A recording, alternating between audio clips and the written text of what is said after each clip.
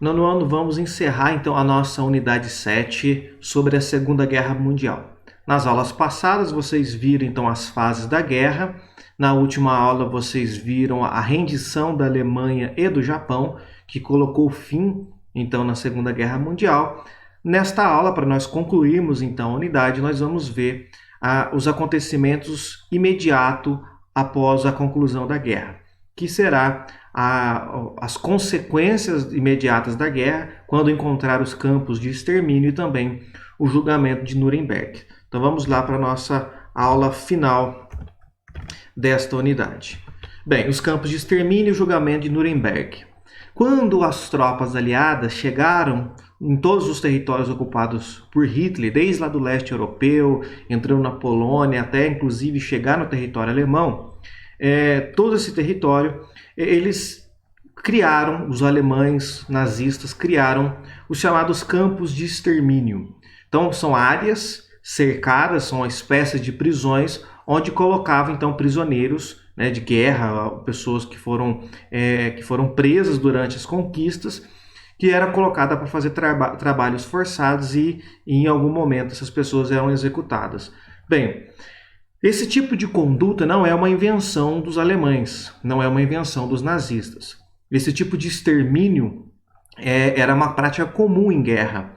Vários países já utilizaram esse modelo na história. No entanto, no caso dos nazistas, dois fatores diferenciavam dos demais campos de extermínio conhecidos até então e que chamaram bastante a atenção dos exércitos aliados quando foram encontrando esses campos de extermínio. Primeiro, que o Hitler aproveitou a oportunidade da guerra para eliminar aquelas pessoas que ele considerava inferior, como, por exemplo, os judeus. Lembrando que o antissemitismo era uma característica muito forte e presente no nazismo. Então, esses campos não eram só prisioneiros de guerra, não eram inimigos de guerra apenas. Eram pessoas que às vezes nasceram no território alemão ou eram alemães, mas por ter descendência judaica, eles também eram colocados nesses campos de extermínio. Então, ele aprisionou e matou e exterminou nesses campos de concentração judeus, ciganos, os próprios alemães que tinham alguma deficiência física ou mental.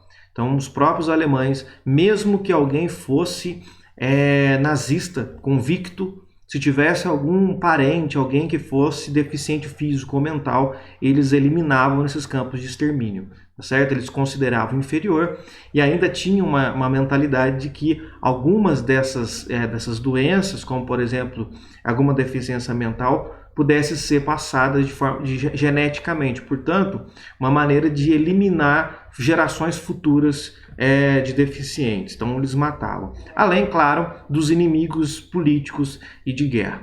Então, tradicionalmente, esses campos eram criados para eliminar inimigos de guerra.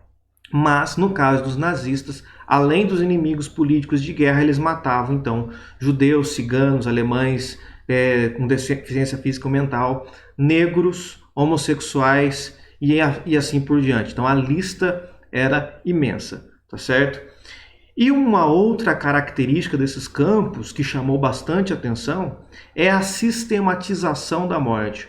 Ou seja, o que os alemães criaram nesses campos de concentração literalmente eram fábricas de matar. Existia um processo, uma forma de linha, uma espécie de linha de produção para se matar.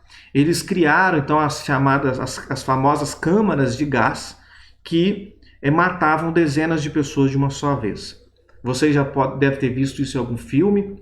Então eles faziam uma sala grande, fechada, totalmente vedada, colocavam então os judeus dentro dessa sala, com chuveiro. Às vezes essa sala tinha um monte de chuveiro, então parecia que eles iam ali para tomar um banho. Quando fechavam a sala, eles lacravam aquela sala, então soltavam gás tóxico, gás venenoso, e matavam aquelas pessoas asfixiadas. Ou simplesmente aprisionavam numa sala e em algum lugar soltavam esse gás. E vejam, como eles matavam milhares de pessoas por dia, Porque quando eles matavam uma pessoa, um grupo de pessoas dentro de uma sala, imediatamente aquelas pessoas mortas eram retiradas e logo em seguida entrava mais um grupo. Portanto, era de fato uma linha de produção de assassinatos, de morte. E então, como eles o tempo todo estavam soltando esse gás venenoso, alguns historiadores depois encontraram documentos mostrando que até a quantidade de gás que eles emitiam dentro dessas salas era todas calculadas para que pudessem matar exatamente aquele número de pessoas que era colocado ali dentro daquela sala e não haver desperdício daquele gás. Tá certo? Então era tudo calculado, a quantidade de pessoas que teriam dentro de cada câmara e a quantidade de gás que era preciso soltar para ser suficiente na execução daquelas pessoas. Então era tudo calculado, o número de pessoas, a quantidade de gás que era dispensado dentro daquela sala, daquela câmara. Então tudo friamente calculado.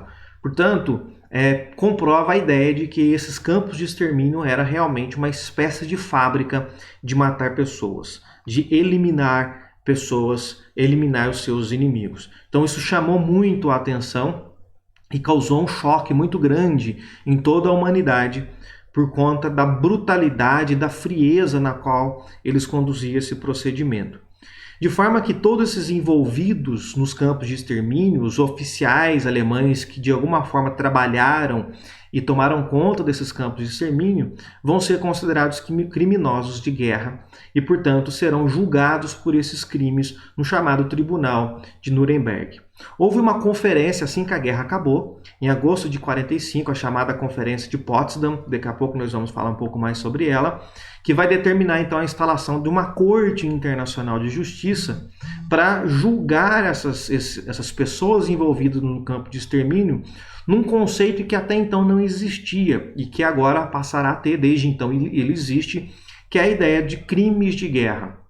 Então, criou-se o Tribunal de Nuremberg para que essas pessoas fossem julgadas a partir desses crimes cometidos durante a guerra. Existe uma discussão vastíssima sobre isso, porque, vejam, eles cometeram uma série de absurdos, enfim, coisas abomináveis, mas até então não existia nenhuma lei, nenhuma regra para traçar o que era ou não era crime de guerra. Essas regras, a determinação do que é ou que não é crime de guerra foi criado posteriormente. E aqui há uma discussão muito, muito grande, porque eles foram então acusados e julgados a partir de uma regra criada posterior ao crime cometido. Em nenhum lugar do mundo existe esse modelo de justiça, em que primeiro a pessoa comete algo e depois caracteriza aquilo como um crime. Primeiro é preciso ter a regra, para então, quando alguém infringir aquela regra, ser considerado crime ou não. Então, isso aqui é um debate muito profundo na área do direito, se foi justo ou se não foi justo esse tribunal, uma vez que até então não havia nada determinando o que era ou o que não era crime de guerra.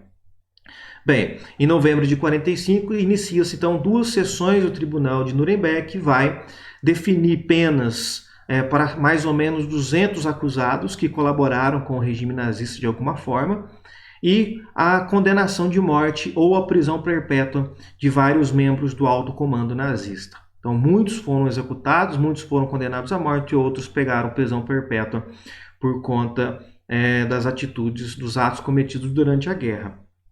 Mas uma grande quantidade de nazistas ou simpatizantes conseguiram fugir, inclusive aqui para o Brasil, para a Argentina e em outros lugares, tá certo? E nunca mais foram encontrados. Bem, várias conferências, encontros foram realizados pelos líderes aliados, pelos vencedores, principalmente União Soviética, Inglaterra e Estados Unidos, para decidir os rumos do mundo após a guerra e aí determinar alguns aspectos que foram decisivos para a história mundial, que mudou os rumos da história do mundo, como por exemplo a Conferência de Yalta, onde foi proposto a criação da Organização das Nações Unidas, a ONU, organização que existe até hoje. O objetivo desta organização é, então, mediar os conflitos e desentendimentos entre os países membros, e também evitar um conflito na dimensão da Segunda Guerra Mundial, evitar que esse tipo de conflito ocorresse mais uma vez. Então, sempre que há conflito entre países membros, a ONU então vai lá intermediar esse conflito, tentar buscar uma intermediação diplomática para que evite conflitos armados. Então, a guerra, o conflito armado é sempre a última opção. Há muitas discussões sobre a eficiência da Organização das Nações Unidas, se de fato ela consegue cumprir com seus objetivos. Em muitos casos ela consegue, mas dependendo de quem é envolvido no conflito, ela não tem muita força, ela não consegue evitar conflitos. Mas não deixa de ser uma organização muito importante. Bem, a Conferência de Potsdam, além, como nós já vimos, de mandar instaurar então um tribunal para julgar os criminosos de guerra, criaram também outras punições para a Alemanha.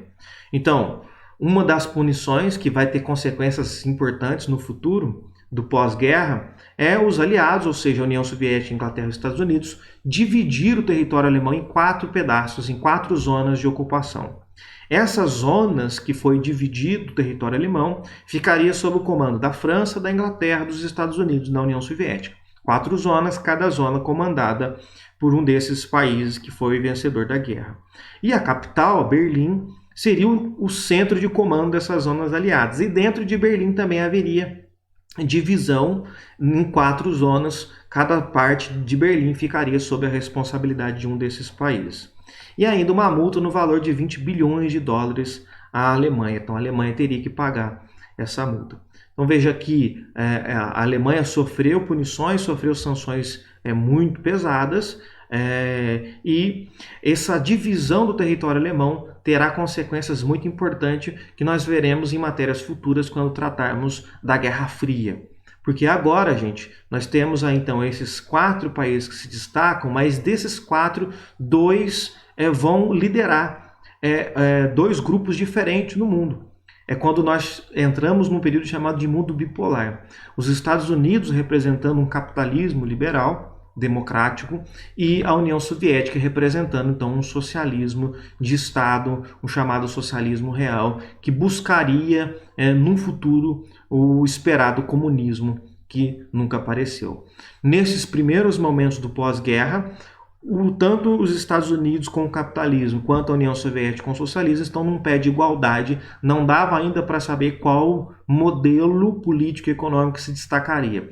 Portanto, agora haverá uma disputa entre esses 2 blocos. Então, vários países vão se juntar com os Estados Unidos, vários países vão se aliar com a União Soviética, e haverá então um conflito ideológico que vai perdurar por décadas no mundo inteiro, no chamado mundo bipolar, na chamada Guerra Fria. Mas nós veremos isso em matéria mais adiante. Mas o pontapé inicial se dá aqui, a partir da divisão desses territórios da Alemanha no pós-guerra. Tá certo? Então nós encerramos aqui a nossa unidade 7. Qualquer outra dúvida, outro questionamento, deixa lá no Google Sala de Aula que eu respondo para vocês.